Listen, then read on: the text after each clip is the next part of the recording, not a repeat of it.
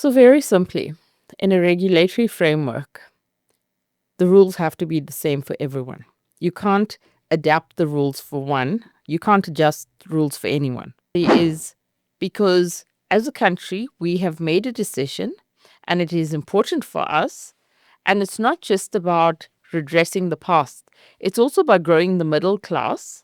And, we've said this to the department, is you need to review the policy and legislative framework. And it's been unfortunate in the fifth and sixth administrations. This has come at the end of the administration.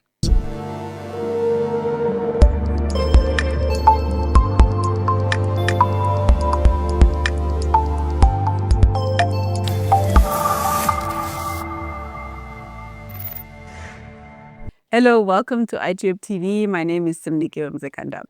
Today in studio, I'm joined by a formidable force in the ICT industry, a former ICASA councillor and currently member of the BBBE ICT Council and MD of the South African Communications Forum, Katharina Pillay. Welcome to ITWeb TV. It's good to have you with us. How are you? Thank you so much for having us. Just to get us started, we just want to hear from you in terms of, you could just briefly tell us about the SACF, what the organization's about, and what do you guys do? The South African Communications Forum, or SACF, is an industry association that was established to give industry a voice and to champion transformation. And it has a long history of participating effectively in the policy and regulatory space. Can you just tell us more about, those particular, those highlights in terms of the role that the organization has played in terms of policy making space? What are some of the achievements that you'd like to highlight for us? So that would include, several BBBE initiatives, even before it was called BBBE. The SACF has participated very effectively in terms of championing some of the targets that you see today in terms of HDI shareholding and licenses. That was a key milestone for the SACF. The SACF had also participated in the drafting of the ICT sector code before it was the code, when it was the charter. It also championed various aspects in the ECA. In the drafting of the ECA, it participated in terms of the NDP and had made submissions on how ICTs should be classified. More recently, we've played a pivotal role in terms of spectrum policy, transformation policies, and provided industry with a voice in terms of various policy and regulatory processes. And the organization was also there were quite a few organizations there last year when the Department of Communications and Digital Technologies, that is, hosted the 30 years of 30 years of ICT celebrations. And I just want to hear from having been someone who's been in the industry, what would you say are some of the milestones that South Africa's ICT sector we've seen in the sector? So over time, South Africa has implemented various legislation. As you know, we started with the Telecoms Act, where we saw the licensing of mobile operators. Then we had the ECA. And at that time, we were one of the first to have a converged license framework and new legislation. Our legislation is somewhat outdated and perhaps not in step with the current environment, and is due for review, and hopefully that would happen soon.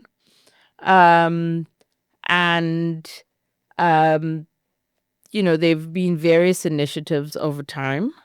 There've been some successful initiatives, but there've also been other initiatives that have been less successful, but have been good in terms of providing examples of what not to do. Like an example is the Universal Service and Access Fund that was established in 97. We were amongst the first on the African continent. There's a significant amount of learning about how to do universal service and access and the fund. Um, and sometimes you learn some of the best lessons from things that don't necessarily work. Um, we've also had over time, there were license obligations that some of the operators had demonstrated innovation through the development and of particular technology in terms of the way they provided the services. Key example would be community-owned telephones, where the license framework was fairly flexible that allowed for innovation, and as a result of that, licensees were able to innovate, where they then were able to create entrepreneurs, connect um, communities at low tariffs. The tariffs were regulated, but the rest of it was not. The rest of the model was depended on what licensees had decided they wanted to do, and it actually works so well. And it's one of the very few obligations that have worked as well as it did, where the the actual obligations had been far exceeded by everybody until the point that the obligation served no purpose any longer.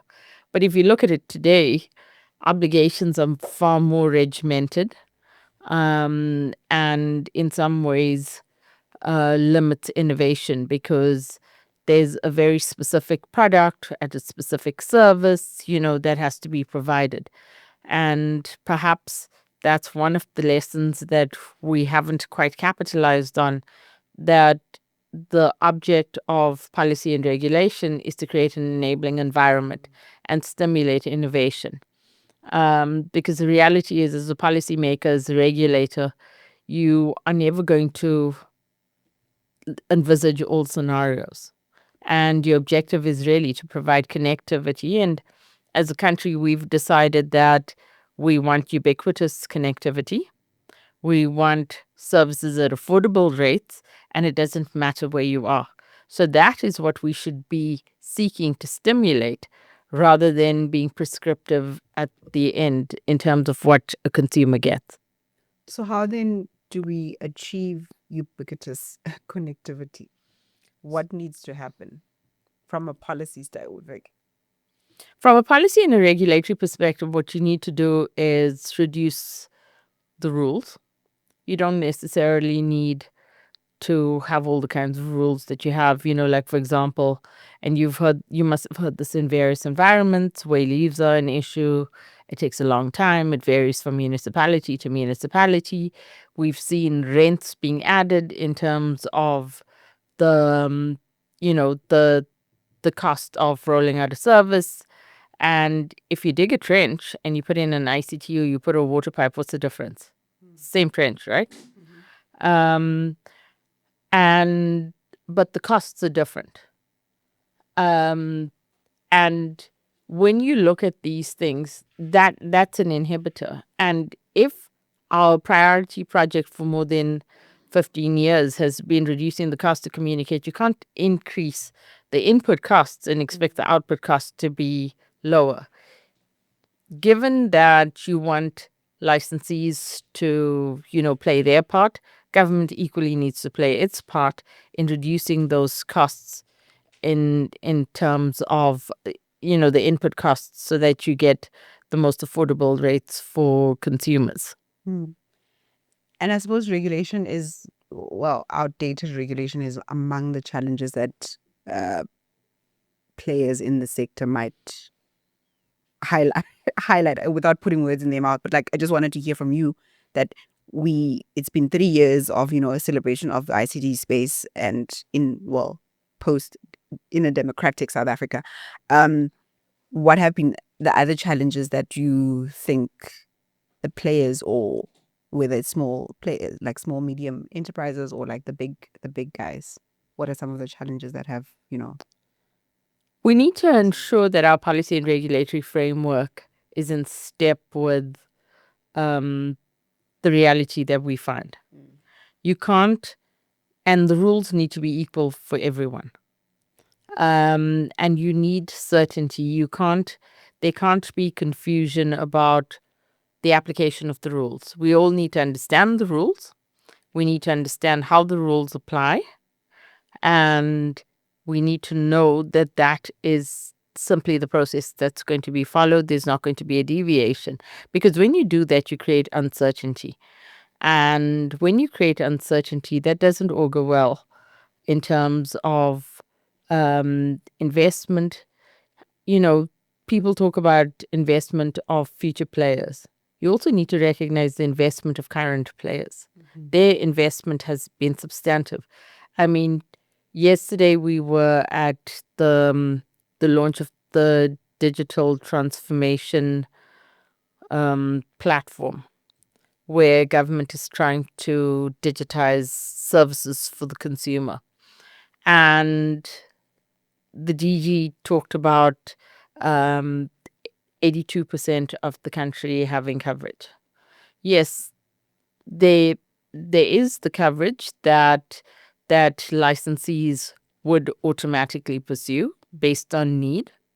There would be those areas that need some sort of policy and regulatory assistance. But also we have a Universal Service and Access Fund that licensees have been contributing billions to since 1997.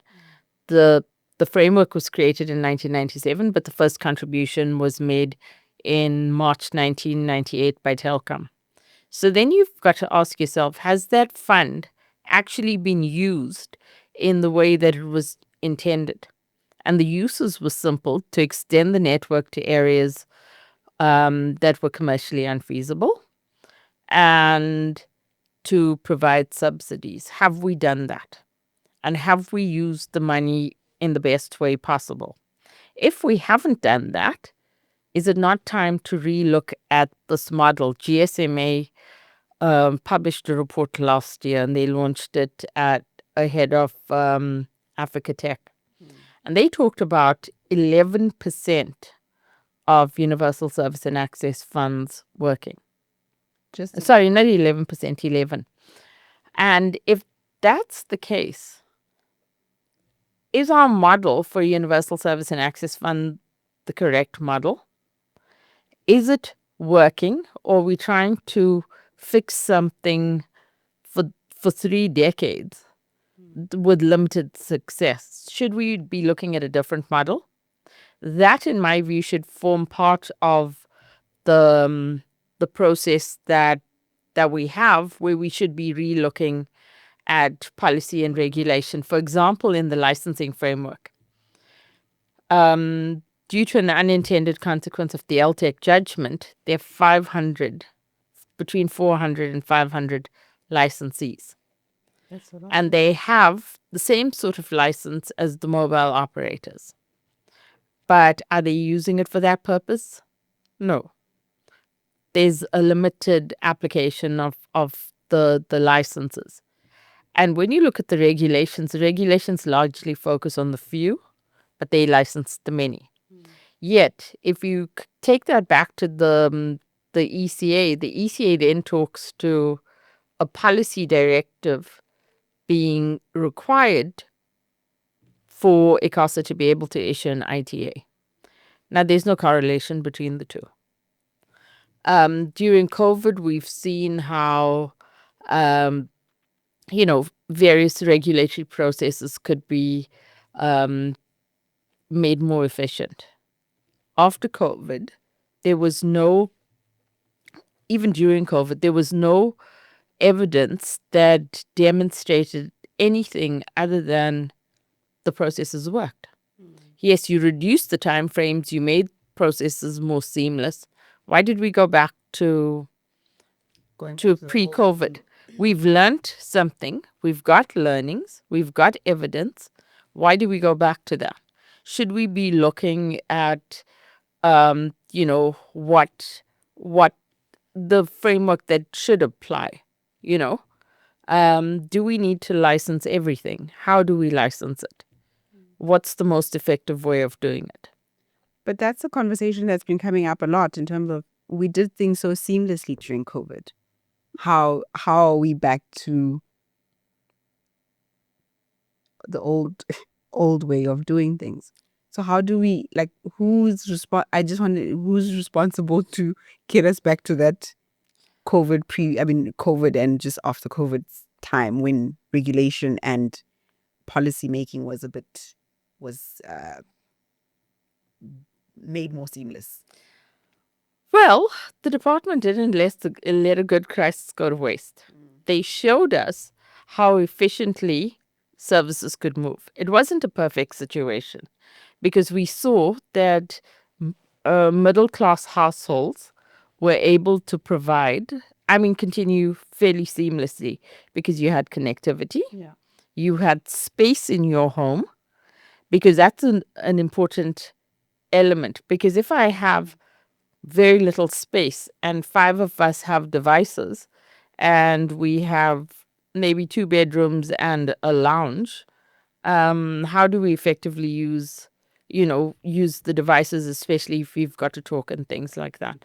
So it wasn't an ideal situation, but various role players came to the party. Regulations were done very efficiently. Type approval was done very efficiently. We've seen how subsidies could happen. We've seen lots of things work very well. But in a post-COVID era, we've seen some of those learnings change. Like, for example, in the regulatory space, we've gone back to at this most simple level. For type approval, it was all done online during COVID. We don't do it in the same way now, in the same time frames. And tariff applications were also done seamlessly. We don't do it in that way anymore. I don't know the answer for that. That's a question best posed to the people that can answer that question. I was just trying my luck. But okay, we know that there are challenges and obviously there are many, but there are also opportunities. What, in your opinion, where do the opportunities for the sector exist? So I think the starting point would be to go back and look at what do we need, what do we want to achieve, and how best we could do this. Is our regulatory framework, our policy and regulatory framework enabling? I'm not saying scrap it all, because there are elements of the framework that remain relevant. But also you need to look at it and is this in step with regulatory trends? Is this in step with the way we regulate? We've seen ICASA launch a collaborative platform. I think it was last year. For other regulators, the Yes. the information regulator. Yeah. I forget the other one. I forget who they are, but they did say they were going to bring in other regulators because, for example, I think the Consumer Commission wasn't included and other regulators. So the reality is you need to bring, we've seen that collaborative regulation is required more and more. So the question is, are we agile enough? Are we looking at the right things? And, yesterday at the digital launch, the SARS commissioner raised very valid questions. So we can digitize, but are we digitizing the right things? Or are we digitizing inefficiency? And that's really what the technology aims to do. So we need to regulate to not hamstring licensees from rolling out the services that they need to roll out. But also, while we're making space for others to enter the market, that you don't negate the investment and the role of of current players. Speaking of new players wanting to come into the space, other players already being here and following the rules of, let's say, of what needs to happen to operate. We've obviously seen a lot of talk around or debate and conversations around the whole SpaceX or LEOs in the case of Elon Musk's wanting to participate here, have his business here in South Africa. What is the SACF's views in terms of, changing rules to accommodate some players, and what would be ideal for government to do in this scenario? So very simply, in a regulatory framework, the rules have to be the same for everyone. You can't adapt the rules for one. You can't adjust rules for anyone. Everyone has to play by the same rules.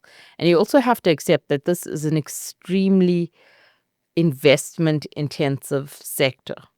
This is not the kind of sector where you can sink infrastructure and you simply, you're done with it. You've got to continually update the infrastructure. And this is one of those sectors that government and the policymaker, the regulator, constantly want more for less.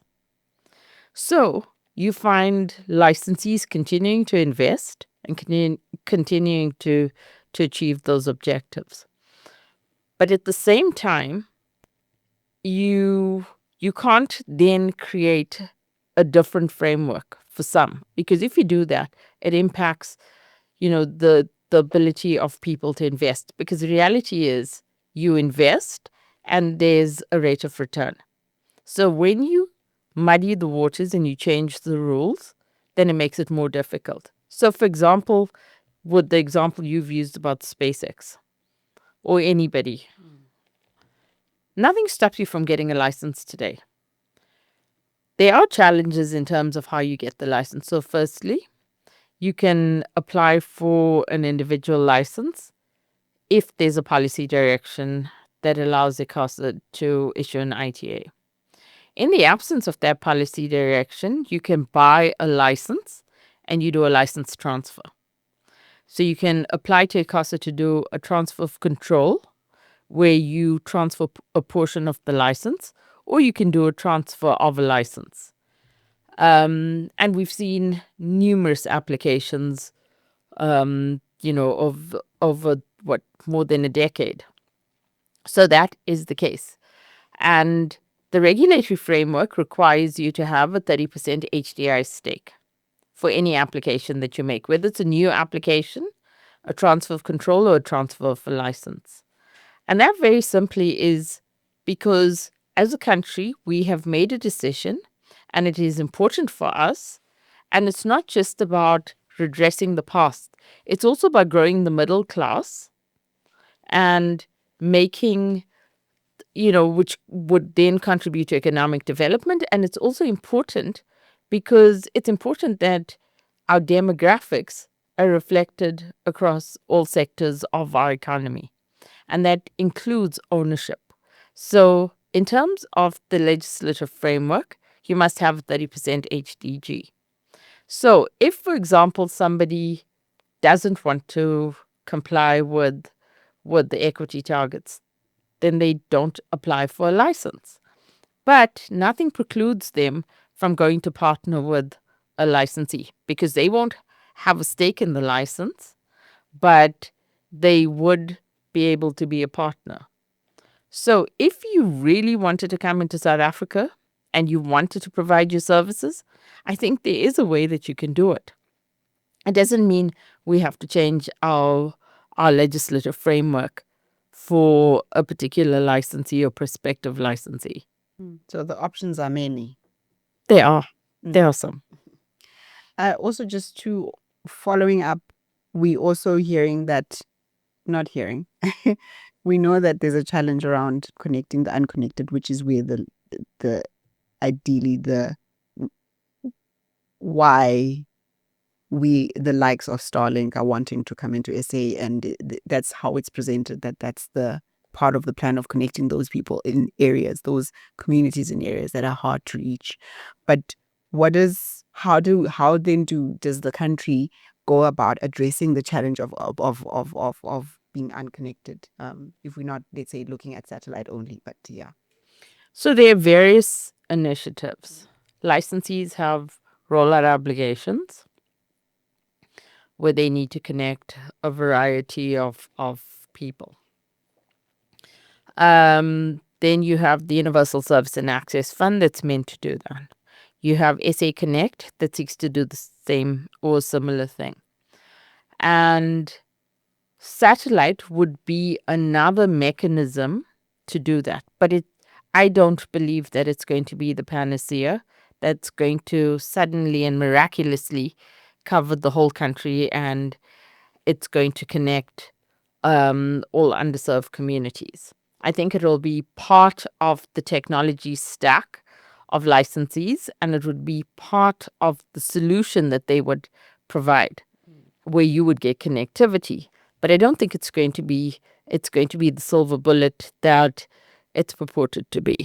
It's kind of painted that way because of what we're seeing, obviously, across the globe in terms of what's happening with LEOs, which is the low Earth orbit satellites.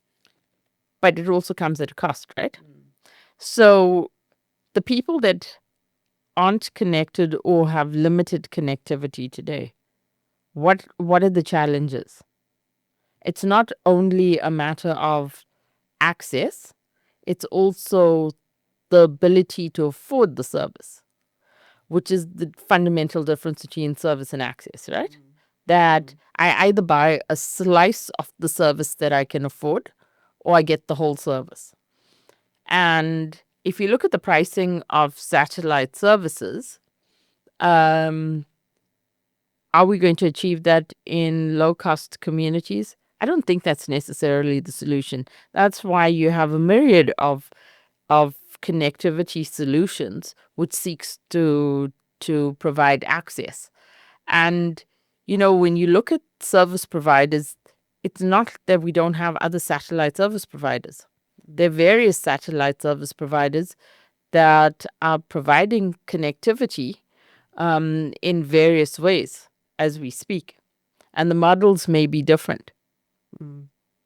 And from LEO satellites to AI, we're seeing a lot of, advancements in artificial intelligence with generative AI as well. How does South Africa get itself or prepare itself to actually become competitive or like a competitor in the AI space? What do we need to do as a country? See, that's such an interesting one. And when you track the debate of various academics in this space, and some of them talk about us being late to the party, that you're not necessarily going to be able to carve out this miraculous niche, and that we could potentially be users of the technology rather than at the forefront based on skills development. So in my view, we need to look at what it is we want to achieve, identify that niche, and then make sure that we dedicate resources and skills. And if we don't have the skills, then we develop the skills, and we need to look at this as a long-term strategy. And if you look at various discussions over the last few decades, we talk about STEM, right? We talk about the number of masters that we need, the number of PhDs. That's great. But in order for us to enhance the opportunities that exist, we also need to look at skilling of the general populace. Because when you look at people with the masters and PhDs, you need to accept that it's not going to affect everyone, right? Yeah. It's going to be, for want of a better word, more elitist, and more in an academic and increasingly in a commercial framework. So the question is, we're very clear as a country, we want to include people. if we want to be inclusive, what are the other skills? How do we leverage those other opportunities all the way up the value chain to make sure that, we're able to scale people? And we need to see a focus on skills development. With the various programs you've seen in the media that catch headlines about the level of skills development and how various programs by multinationals, amongst others, have trained so many people. Are we training the right skills? Is it going to help us grow the economy? And if not, how do we do this? Yeah. Interesting insights about that. Like you don't think about it. Like, are we trained? Well, maybe other people too. But just shifting to women participation in the ICT space, I just want to hear from you. We know that we're very much aware of like some of the persistent, or what would you say are some of the persistent challenges hindering women from reaching, like your C-suite level exec roles in terms of when compared to their male counterparts? There are various things. And, it comes down to our mindset as well, right?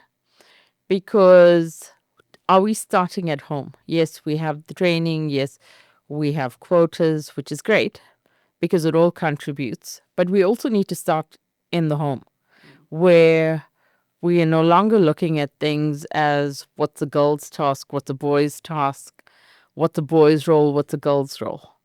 You belong to a unit and people have particular roles, you have responsibilities. And and COVID has taught us that you don't always have to be in the office and we can be flexible. But there's also the frustration of, you can't, not so much you can't measure people, but surely you've been part of those calls where people can be on a call for 3 hours and you don't know if they're still there. So there are those kinds of challenges. But what we need to do is look at a more flexible environment. And one of the things that we seem to struggle to do is we've largely struggled to measure and track the progress, because what we don't measure, we don't track. So now this goes to the other hat that, in terms of the Triple B ICT Sector Council, we are looking at, there's an annual monitoring report that's to be done, and that requires people to submit their verification certificates. And a key focus of that reporting would also look at the progression of women. And the more we talk about it and the more we track it, I think the more progress we would make,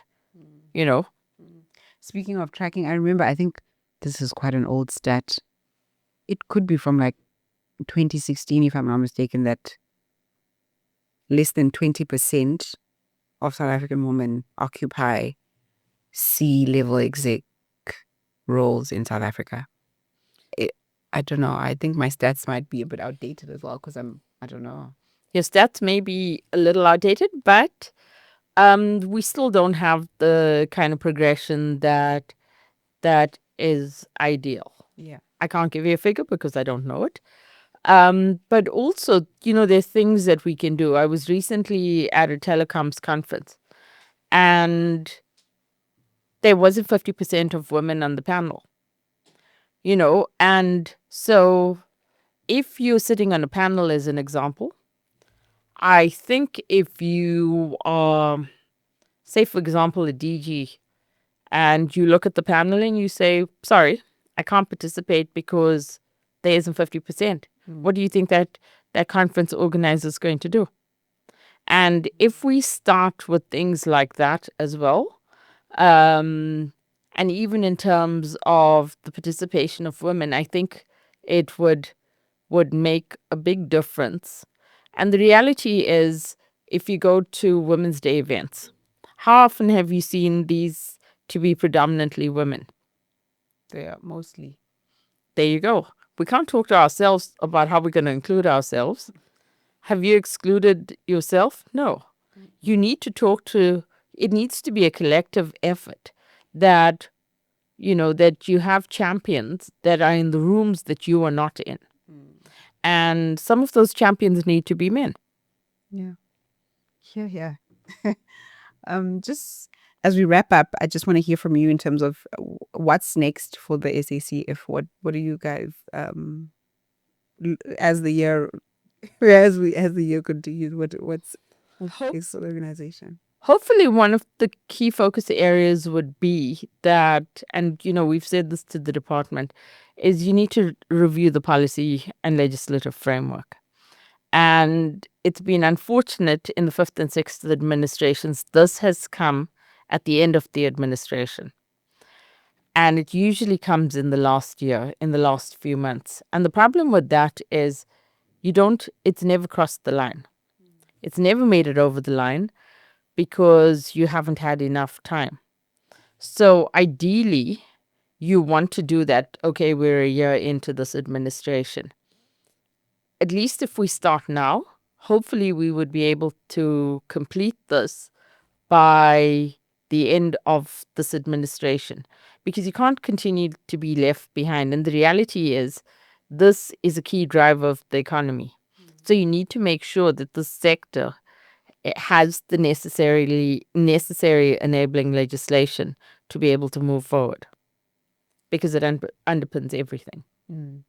And the key takeaway, would be, if you look at utilities, which is the only utility that is privately owned, and that one utility is the only utility that works. Look at roads, look at water, look at electricity. So this is one that works. It drives everything else. Look at SARS as an example. With technology, they've been able to drive revenue collection, and they've been able to do refunds. I saw a stat the other day where the average taxpayers received about 8,000 Rand back, which also encourages compliance. So similarly, that you need this technology to drive education.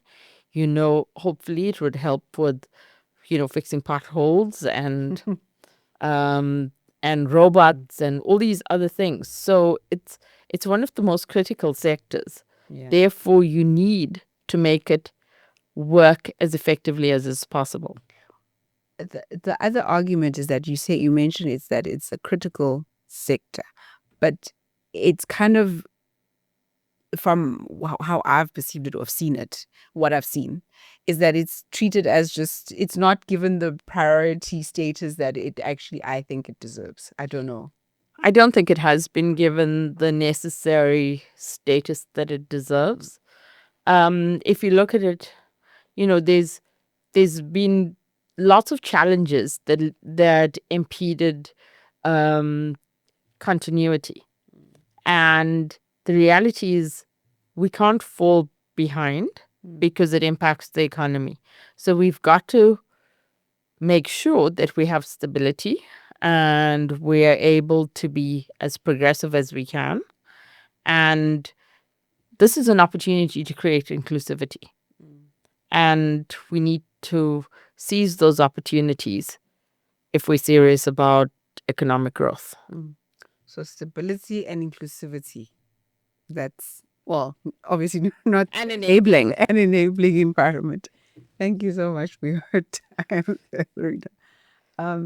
Thank you for having us. So that was great. Thank you for joining us. That was Catherine Pillay. She is the MD of the South African Communications Forum. For more on these videos, click here.